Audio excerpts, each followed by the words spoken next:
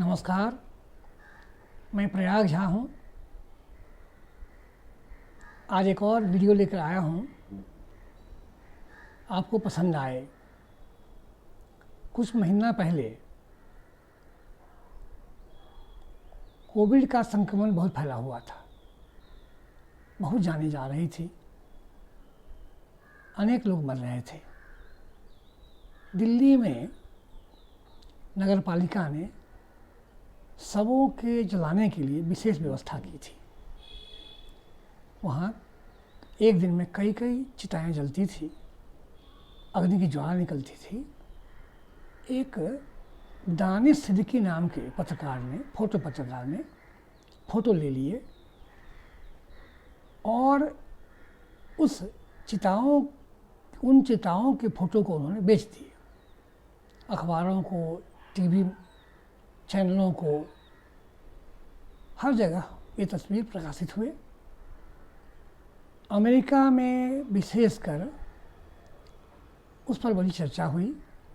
भारत में भी अनेक चैनल पर ये सब तस्वीरें दिखाई गई।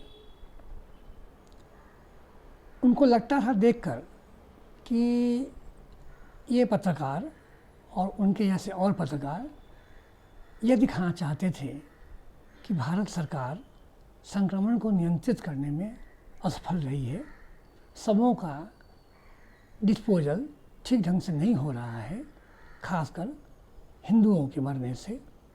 और हिंदुओं में जो प्रथा है शवों को जलाने की, वो अच्छी नहीं है। दो तरह के विचार फैलाए जा रहे थे। मुझे लगता था कि सनातन धर्मावलंबियों ने इस समाचार का, इस प्रचार का खंडन जोर से नहीं किया। मेरे मन में ये बात आई कि सनातन धर्म में कोई भी ऐसी पद्धति नहीं है जो शास्त्रसम्मत न हो। हजारों वर्षों के इतिहास में जो पद्धति चली आई है, वो पद्धति ज़रूर शास्त्र सम्मत होगी। मैं इस विषय पर पढ़ने लगा और जानने की कोशिश करता रहा कि इस विषय का उल्लेख शास्त्रों में कहाँ हुआ है। मुझे इतना ज्ञात था कि यज्ञों से संबंधित, संस्कारों से संबंधित मंत्र जो है यजुर्वेद में दिए गए हैं। मैंने पढ़ते पढ़ते देखा कि इस वेद का 39वां अध्याय इसी अंत्येष्टि कर्म पर ही दिया गया है। इस अध्याय में मात्र 13 मंत्र हैं। इस पद्धति पर ही उसमें विचार किए गए हैं। ऋषियों का ये विचार था कि हमारा शरीर पंच तत्वों से बना हुआ है और मरने के पश्चात इस शरीर को भी पंच तत्वों में विलीन कर देना चाहिए। उन्होंने बहुत सोच समझ कर एक व्यवस्था बनाई और नियम बना दिया कि मरे हुए शरीर को न तो जल में फेंकें, न जंगलों में डालें, नदी में बहावें और न जमीन के अंदर गाड़ें।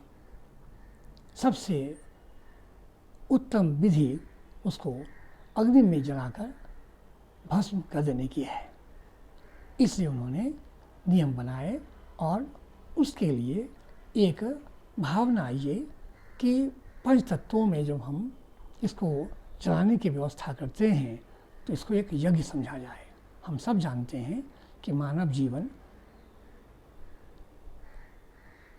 में जन्म से लेकर मृत्यु तक कोई न कोई संस्कार के द्वारा शरीर को शुद्ध करने की व्यवस्था है। जन्म के बाद जात कर्म, नामकरण, अन्नप्राशन, चूड़ाकरण, यज्ञोपवीत, विवाह, ये सब मुख्य संस्कार हैं। अंतिम संस्कार है अंत्येष्टि। तो अंत्येष्टि को भी वेदों में यज्ञ ही माना गया है। इसे यह समझा जाता है कि स्वाहा करके हम शरीर के अलग अलग अंगों को अग्नि को समर्पित करते हैं और यह शरीर विघटित होकर अपने 5 अवयवों में बच जाता है और वातावरण में वो फैल जाता है। इस तरह कुछ अवशेष बचता नहीं है। इसलिए आरंभ में हम ये पद्धति ये है कि यज्ञ की वेदी तैयार की जाए, जिस पर दाह कर्म होना है उसके लिए एक उचित माप की वेदी तैयार किया जाए, शरीर की आकृति को ध्यान रखते हुए। उस वेदी पर लकड़ी बिछा दी जाए, लकड़ियों के ऊपर सबको रखा जाए, सबों के चारों तरफ लकड़ियाँ बिछाई जाए, ऊपर भी लकड़ी डाली जाए और लकड़ियों पर घी डाल दिया जाए। घी डालने से ये होगा कि लकड़ियाँ जल्दी जलेगी, शरीर शीघ्र जलेगा और वातावरण में दुर्गंध नहीं फैलेगी। ऐसा भी कहा है कि कपूर, छाती पर कपूर डालकर अग्नि वहाँ जलाएं ताकि शरीर का हिस्सा जलना छाती से शुरू हो। हमें बताया गया है कि पांचों तत्वों का नाम लेकर पृथिव्यै स्वाहा, अग्नये स्वाहा, वायवे स्वाहा, अंतरिक्षाय स्वाहा, दिवे स्वाहा, स्वजाय स्वाहा कहते हुए यह प्रक्रिया, शरीर को भस्म करने की प्रक्रिया आरंभ करें।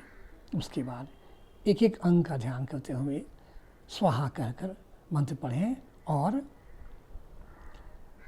उसमें समिधा, लकड़ी को हम यज्ञ की लकड़ी को समिधा कहते हैं, समिधा को घी से लगाकर उसमें डालते जाएं। सबसे पहले शरीर का अंग जलता है वो है रोम, लोम से स्वाहा, त्वचे स्वाहा, लोहिताय, लोहिताय रक्त को कहते हैं, लोहिताय स्वाहा, मजभ्य स्वाहा, अस्नायुभ्य स्वाहा, मांसभ्य स्वाहा, अस्थिभ्य स्वाहा और अंत में रेत से स्वाहा, रेत से स्वाहा। शरीर का जो सत्व है वो है बीज। शरीर में खून, मज्जा, बोन मैरो, इन सारे तत्वों से निचोड़ निकलता है वो बीज होता है जो सबसे महत्वपूर्ण होता है। बीज को इसीलिए कहा गया है कि उसकी रक्षा होनी चाहिए, ब्रह्मचर्य धारण करना चाहिए, उससे व्यक्ति में तेजस्विता आती है। इसलिए अंत में वही भाग जलता है तो रेत से स्वाहा। इस तरह स्वाहा करके जब शरीर पूर्ण तरह भस्म हो जाए फिर हम स्मरण करते हैं देवताओं का। देवताओं में है यमाय स्वाहा, मृत्यवे स्वाहा, अंतकाय स्वाहा, ब्रह्मणे स्वाहा, विश्वभ्य देवभ्य स्वाहा और अंत में द्यावा पृथिव्याम स्वाहा। ऐसा करके हमारा यज्ञ पूरा हो जाता है। अब भावना तक पक्ष पर चर्चा हुई है।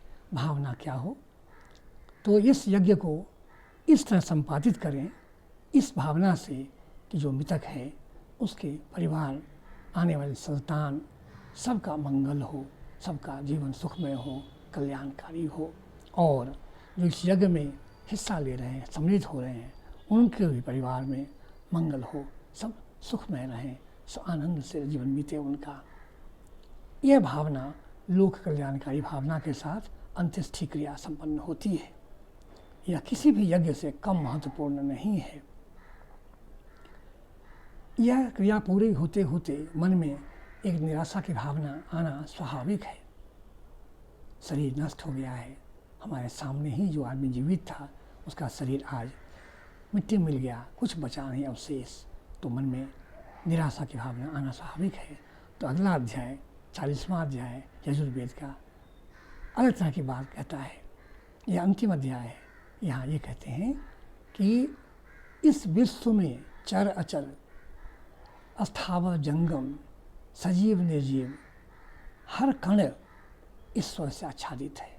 ईश्वर हर जगह व्याप्त है। ईशा वस इदम सर्वम जद किंच जगत्याम जगत। उसके बाद त्यंत तेन मुंजी था भुंजी था माँ गधा कस्तुधनम। यह कहा गया कि प्रयास पूर्वक विद्याध्ययन करें, अध्यवसाय से धन अर्जित करें, धर्म पूर्वक जीवन बिताएं, लेकिन कभी भी अधर्म पर छल पूर्वक दूसरे का धन ले लेने की इच्छा कभी भी ना करें। ऐसा जीवन ही सार्थक जीवन होता है। इसके बाद कहते हैं कि निराश होकर या हताशा में कर्म करना छोड़े नहीं, जीवन भर कर्म करना है। कुर्वन्येह कर्माणि जिजीविषेत शतम समाह। हमारी आकांक्षा होनी चाहिए कि हम 100 साल तक जिएं, लेकिन कैसे जिएं? कर्म करते हुए। कर्म कैसा करें? धर्माचरण करें, परोपकार का कर्म करें, निष्ठापूर्वक कर्म करें, क्रूरतापूर्वक नहीं, अन्यायपूर्वक नहीं, जीवन न्यायपूर्वक बिताएं। और अंत में यह कहते हैं कि अपने जीवन को रिव्यू भी करें कि क्या हम जो कर्म कर रहे हैं वो सब ठीक है, धर्मानुकूल है, समाज के भलाई के लिए है या गलत है। तो क्या करें? दिन समाप्त होने पर हम सोचें और करें क्या? यह सोचें कि वायुर अनिलम अमृतम अथेरम भस्मांतं शरीरम क्रतो स्मर ओम क्रतो स्मर कृतम स्मर क्रतो स्मर कृतम स्मर। अर्थात पंच अवयवों से बना हुआ यह शरीर अंत में भस्म हो जाएगा, जलकर राख बन जाएगा। तो हम क्या करें? कर्म करते रहें और संध्या काल सोचें ओम क्रतो स्मर। क्रतो मतलब सृष्टिकर्ता ब्रह्म, उनको स्मरण करें। कृतम स्मर, और दिन भर दिनचर्या में जो भी कर्म किए हैं उनको स्मरण करें। हम ये बात ध्यान से सोच कर रखें कि हमारा किया हुआ कोई भी कर्म निष्फल नहीं होता है। अच्छा कर्म अच्छा फल जाएगा, और जो बुरा कर्म है, क्रूर कर्म है, पाप कर्म है, वह बुरा फल लाएगा और हमें उससे मुक्ति नहीं मिलनी है। इसलिए हर समय सजग रहते हुए, सचेत रहते हुए अच्छा कर्म करें और ईश्वर को याद करते रहें। ओम क्रतो स्मर कृतम स्मर क्रतो स्मर कृतम स्मर। चर्चा वापस लाते हैं इस शंका फैलाने वाले समाचार की तरफ। ये बताएं कि शरीर जिसमें जीव का निवास रहा है, जीवन में तरह तरह की प्रतिष्ठा मिली है, उसे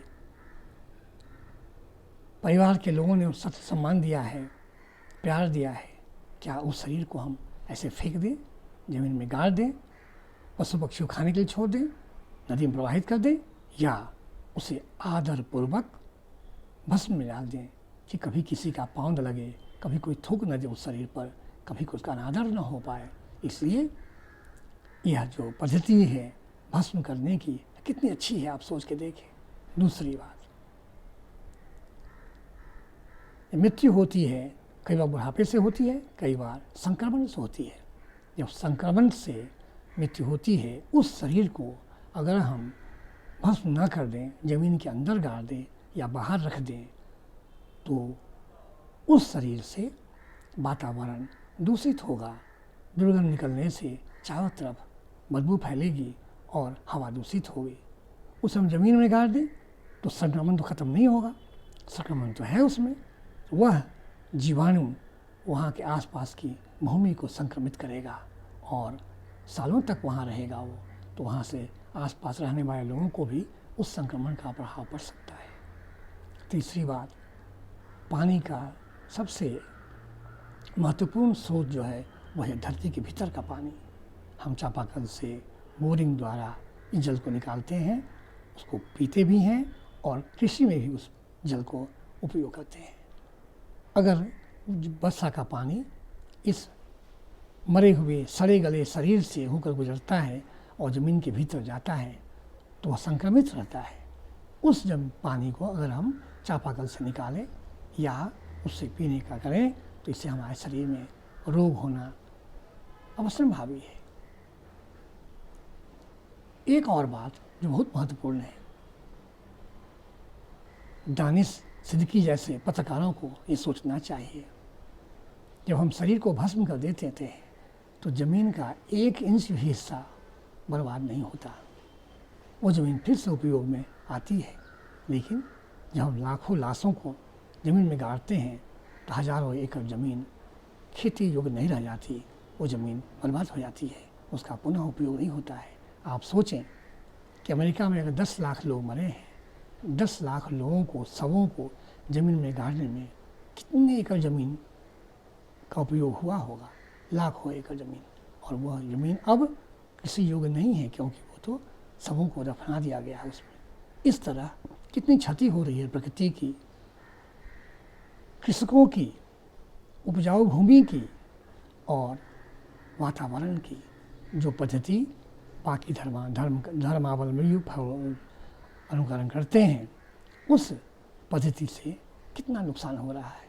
तो ये पत्रकार अनावश्यक रूप से शंका फैलाते हैं एक तर्कसंगत वैज्ञानिक पद्धति के विषय में, जो हर तरह हजारों सालों से सर्वमान्य है और जिसको अगर कोई भी आदमी सोचे तो लगेगा कि ये तो बहुत अच्छी पद्धति है, अच्छी पद्धति है।